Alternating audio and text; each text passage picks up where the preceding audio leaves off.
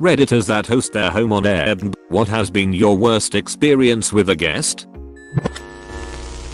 I used to travel a lot for work and I would put my apartment up on Airbnb while I was away. My apartment has a bunch of closets and drawers which I used to leave empty and at my guest's disposal. However, there is one closet in the bedroom which I kept locked, cause it is where I keep my personal belongings. One time a guest left a bad review saying that the place had no storage space, which I was very confused about until I got home and saw my closet. Dude had tried to open it using brute force. The door was almost pulled off its hinges and the wood was chipped in some places. The door in question had 2 padlocks and the perfectly usable closet on the opposite wall wasn't a shade. Rented out to a group of 4 girls. Turns out they were going partying every day during their stay. I get called one day at 5 AM. It's the guard from my building telling me there's a passed out girl in the lobby's couch, puking and pissing herself. None of her friends had gone back to help her. Ruined the couch obviously. The next day they send me a message again. Another one of the girls had sprinted to the building stairs and also pissed herself. A friend of mine rented to a girl who was convinced that there were cameras hidden all around the unit. She dismantled the lighting fixtures, picture frames, medicine cabinets, remote controls, etc. Edit. This occurred in 2015. They were live-in hosts renting out the main part of their home. She also depotted plants, removed smoke detectors, hid all of the refrigerator magnets, and destroyed her cell phone. They were compensated by Airbnb. Thank you, Reddit, for an excuse to reach out to an old friend. Dude stole my $120 sneakers and broke my TV. We are live-in hosts, so we are present while guests stay in our spare room. A guest arrived and immediately announced that they had shit himself during their journey. They then marked *US* down for cleanliness. Mate, you shit yourself. Also a guest who found a pair of my flip-flops in a wardrobe that they should not have opened, then shit over the bathroom floor, ruining my favorite flip-flops in the process. Also, a guest who went out drinking for 10 hours before checking in, meaning I had to collect them from the taxi, put them in bed in the recovery position, check on them when I woke up for work, then call the taxi company on their behalf when it turned out they'd lost their phone. I worked in a call center that handles some of Airbnb's customer service. So, one guest murdered 2 people in the host's home and got arrested there. Another guest was from a culture that eats iguanas and barbecued up a 7-year-old girl's pet iguana to serve to the family as thanks for hosting him. Another guest filled a mug with human shit and left it in the host's microwave. You really lose all faith in humanity working in customer service call centers. Editing to @Airbnb requires photo evidence for all host complaints, and guess who is the first to see them? The initial customer service agent, who may only be on their first or second day taking calls. And the iguana man was forced to pay for both a new barbecue for the family and a replacement iguana. Not a host, but I stayed at an Airbnb that rented 2 rooms. I was in bed, and hear the other guest, a man and women, return. They're loud and drunk, but nothing crazy. About 10 minutes later I hear what I thought was them having sex, but then quickly realize it's someone getting hit. The host and I both hear this. The host starts knocking on the door, asking what's going on and to open the door. The woman opens the door and her lip is split wide open. She's bleeding all down her shirt. The guy is in the room, but runs out with a backpack and leaves. He's taken both of their cell phones and wallets. The police show up and everyone gives statements. They found him walking down the road and he found different accommodations at the police station. I slept fine. The room was Harry Potter themed, so I still left 5 stars. Carpets. Jizzed. Curtains. Jizzed. Dining table. Jizzed. Sink. Jizzed. Sheets. Somehow survived unjizzed. A bit late to the party, but I have 2.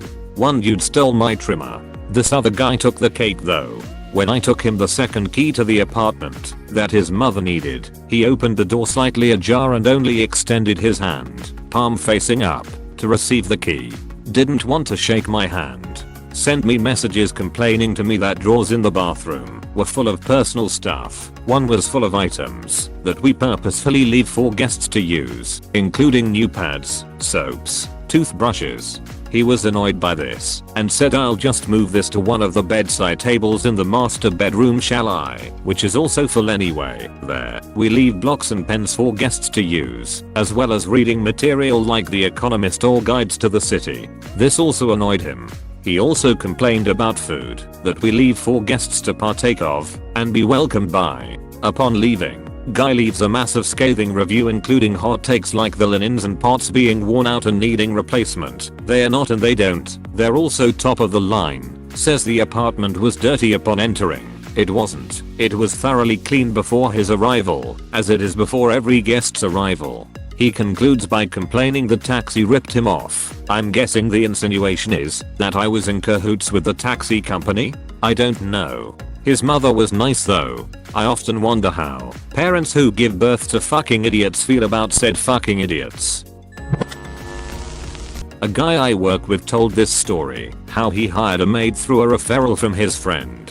She was great apparently and asked to stay there a couple times when he was gone. After he agreed to let her stay a few weeks, when it wasn't being rented however, she ghosted him. He ended up calling the cops and they checked up on her. She was there and although nervous, everything seemed normal. She later got a hold of him and asked to stay longer. He said no. Clean it and get out. He comes back randomly to his house at 5 AM a few days later to someone sleeping in his downstairs room with dirty dishes and cigarette butts everywhere. Ends up it's this maid's heroin addicted husband.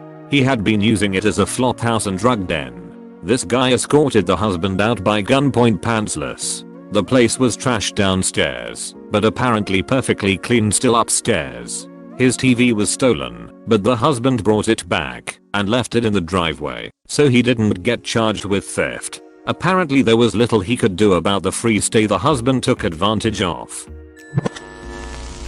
My friend's Airbnb guest taught their kitten to meow once, and then the quietest sweet needy cat turned loud and needy. Twas a curse that kept on giving long after he left.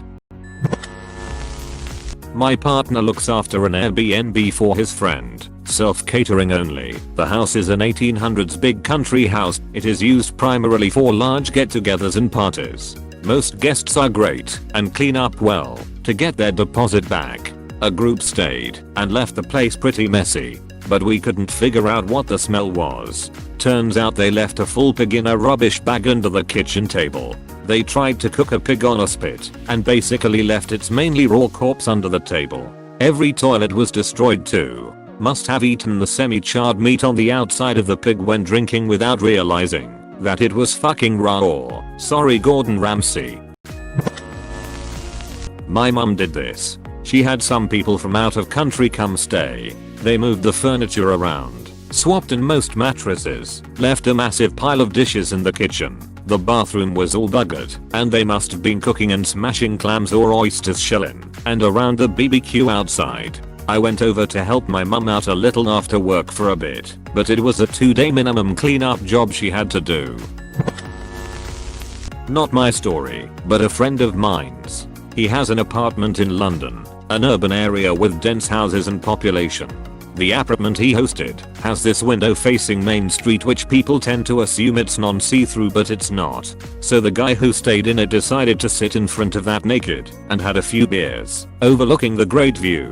He must have fallen asleep or something and everyone passing by the road just had to see this poor creature. It was all on Snapchat at the time I recall. LMAO. Edit. This has really blown up so let me clarify a few things. The area I refer to is in the context of where the apartment is, and not the whole of London in general. In that sense, the population per square kilometers here would be extremely high. He sat on a couch, right in front of the see-through window to have his beers, just like anyone would do. The window used to be non-see-through, until it had sustained some damage from a nearby construction site, forcing them to repair immediately without thorough checking. This is where the whole new feature of see-through was born. Lastly, this incident at the time was overshadowed by another weird event in London called the Naked Bike Day. You can look up what this is. Please only above 18. I'm still under the impression that he may have come to London to take part in this event and perhaps assumed people of London are more tolerable towards nudity. Thanks. I hosted for a few years as a super host, and frankly I had lovely guests. Very cool, intelligent, well-traveled, interesting people from all over the world. They were all pretty tidy too and considerate. The only annoying thing was people who talked way too much. Normally, people would exchange pleasantries and we chit-chat for a bit, which is totally fine and welcome. But every once in a while, I'd get a guest who talked non-stop from the time they got in until they went to bed. The rental suite was fantastic, like its own separate apartment, fully stocked with everything I would want if I were a guest. And yet, there were a few people who had to hang out on my floor and talk. When I got an overtalker, sometimes I would hide when I heard them coming, so they'd go ahead to their floor. BC I just could not stand someone talking at me from 7 PM until 11 PM.